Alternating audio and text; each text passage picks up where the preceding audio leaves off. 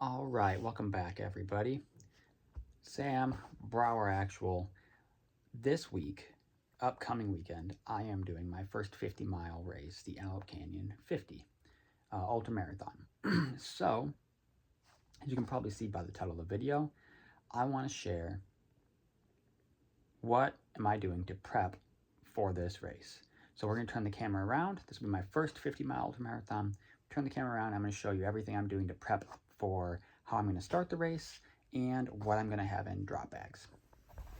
All right, so to start off, I do believe there should be plenty of redundancy in being prepared, so we're going to go over some items.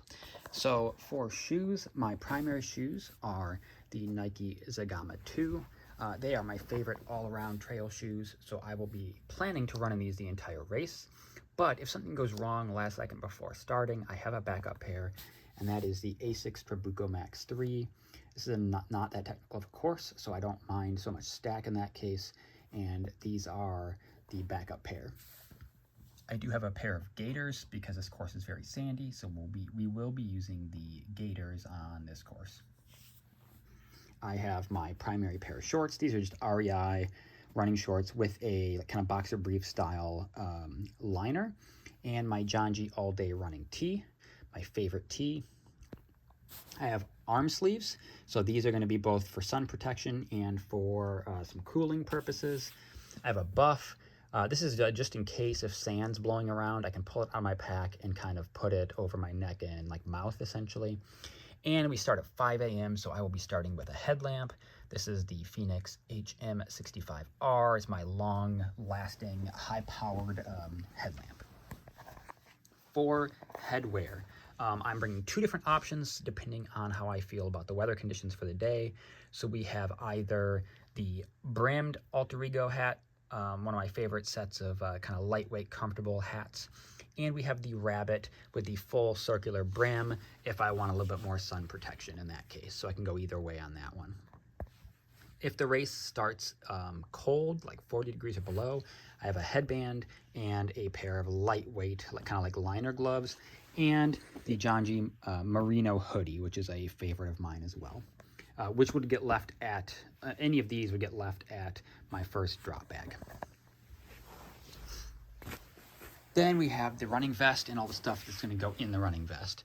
So to start, my vest is the Salomon Advanced Skin 12, absolutely favorite long distance running vest. I will have a 2-liter hydration flask in the back from Hydropack. That is to carry my plain water. I'm going to have a bottle per chest pocket. These are half-liter bottles, which will be filled with Goo Roctane, drink I've been using the most to start this year. And then I will, although I don't have them right now, I will have these little plastic containers. They're coming today from Amazon, where I will pre-fill additional servings of the Goo Roctane to use at aid stations before I get the drop bags for refilling those bottles. Within my vest, I will also have my nutrition. So we're going to start the race with the BPN Go gels. I'm going to put 5 gels into this soft flask here. That's going to be kind of for the first 4 to 5 hours. That'll be my nutrition.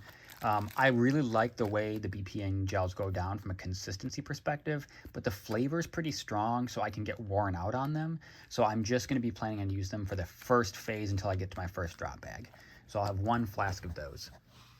I also will have, obviously, my anti-chafing agent for making sure I don't feel too bad down under. And then we've got some backup salt tabs and Neosporin and Band-Aids in there. We've got the cup in case I want like Coke, the not non-disposable, my words are hard, cup in case I want like Coke and an aid station, something like that. Sunglasses once the sun comes up, and the Play-On spray, topical cooling / pain relief spray for those leg muscles and joints. And then lastly, in the back pocket of the vest, again, depending on weather conditions, it'll be one or the other. I have a lightweight wind jacket and a lightweight rain jacket. So depending on what the weather looks like, I will put one of these two in the back pocket of the running vest. And that is everything I plan to start the race with. Now, there are 2 drop bag locations, one at 21.5 miles and one at 36 to 37 miles. So I've pre-prepped drop bags. You can see here, this is the first drop bag. So this will be at 21.5 miles. And I've got a change of socks, a backup shirt, and backup shorts just in case I need to use those, although I'm only planning to swap the socks here, but I may need to swap others as well, so I wanted to have options. Another bottle play-on. This is not to swap into my vest. This is just to have available in the bag to spray myself with and then move on. 2 new bottles. These would be pre-filled with powder. I can just fill them with water at the aid station and go. So a bottle swap, just a little bit quicker. And then I will again have an additional serving of goo octane in a little plastic container. Now, my goo octane use is based off of my kind of on the faster side of what I expect to do. So I may go slower. In that case, I have these 2 servings of NAC, which are meant to be backup drink mix in case I'm going slower as the race goes on, and it looks like it's going to take me longer to get from drop bag to drop bag or drop bag to finish. So I have something extra I can use it at another aid station where I don't have my drop bag, but I know will work for me. Now, I mentioned the BPN gels and how the flavor is a bit strong and kind of wears on me. So starting with drop bag 1 and going from there, we're going to swap over, the plan is swap over to the Mortons. I have 4 Morton 100s here. And then I find that Intervit liquid gels go down really easy for me and don't mess with my stomach. So I've got 2 caffeinated ones here. This will be the start of the caffeine. 1 I'll take at the aid station, and 1 I will take with me in the drop bag, or from the drop bag in my vest.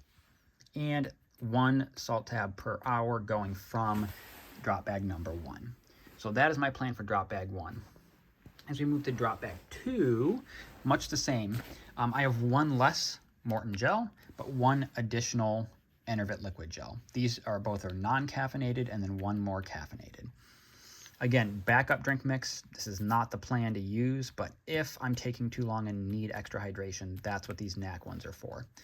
And then again, 2 more bottles that we pre-fill with powder, and I'll have 1 more additional plastic container full of additional serving of goo octane, and another bottle of the play-on.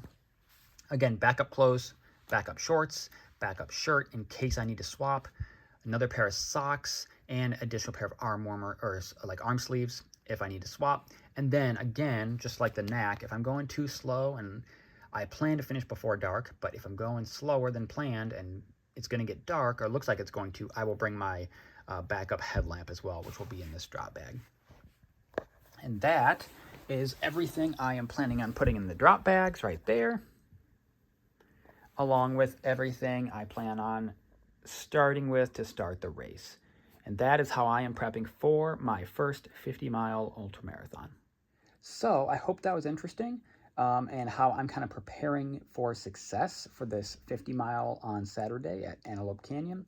Never done 50 before. The longest I've gone is 34. So this will be a grand new adventure, and I'm looking forward to it. If you have any questions about any of my gear, or the reason behind anything, or about trying to prep for your own ultramarathon, take on this new adventure, leave those in the comments down below. Would love to hear them.